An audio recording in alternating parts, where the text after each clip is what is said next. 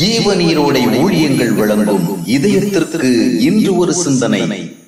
ஒத்துழைப்பு. புதிய ஏற்பாடு நாம் ஒவ்வொருவரும் தேவனுடன் நேரடியான ஒரு உறவையும் தொடர்பையும் ஏற்படுத்தி அவரிடம் நேரடியாக வேண்டுதல் செய்வதற்கான எல்லா வழிகளையும் காட்டுகிறது. தேவனுக்கும் நமக்கும் இடையில் மத்தியஸ்தர் இயேசுவே என்று தெளிவாக கூறுகிறது.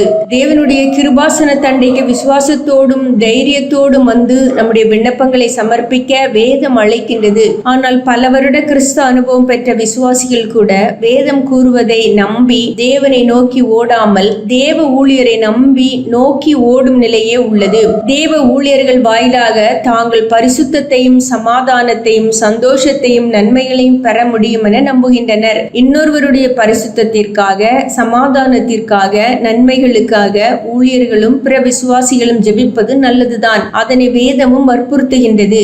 ஆயினும் மற்றவர்களின் ஜெபங்களே ஒருவருக்கு எல்லா நன்மைகளையும் கொண்டு வந்து விடுவதில்லை. மற்றவர்கள் எவ்வளவுதான் உபவாசித்து ஜெபித்தாலும் நன்மைகளை பெறுவதற்கான 90% பங்கும் சம்பந்தப்பட்ட நபரிடமே உள்ளது. அந்த நபர் எந்த அளவிற்கு தன்னை தேவனுக்கு ஒப்பு கொடுத்து ஜெபித்து தேவ ஐக்கியத்தில் பலப்படுகிறாரோ அந்த அளவிற்கு தான் தேவனுடைய நன்மைகளை பெற முடியும். ஆனால் இந்நாட்களில் மக்கள் 95% ஜெபப்படுவதையும் ஊழியர்கள் மேலும் பிற விசுவாசிகள் மேலும் வைத்துவிட்டு ஜெப வேண்டுகோள் விடுகிற மற்றும் நன்மை எதிர்பார்க்கிற பங்கை மட்டும் தாங்கள் வைத்துள்ளனர். தேவன் ஒருவரை கஷ்டத்திலிருந்து விடுவிக்க வேண்டுமானாலும் சரி அல்லது அந்த நபரை ஆசீர்வதிக்க வேண்டுமானாலும் சரி அந்த நபருடைய தீவிர ஒத்துழைப்போடுதான் அதற்கு தேவன் ஆவண செய்ய முடியும். நன்மையை தேடுகிற ஒருவருடைய நேரடி ஐக்கியமும் ஒத்துழைப்பும் இணைந்த செயல்பாடுகளும் இல்லாமல் தேவன் அவருடைய வாழ்வில் எதையும் செய்ய மாட்டார். எரேமியா, எசேக்கியேல் போன்ற தீர்க்கர்கள் யூத மக்களின் நலனுக்காக எவ்வளவோ ஜெபித்து மன்றாடினார்கள்.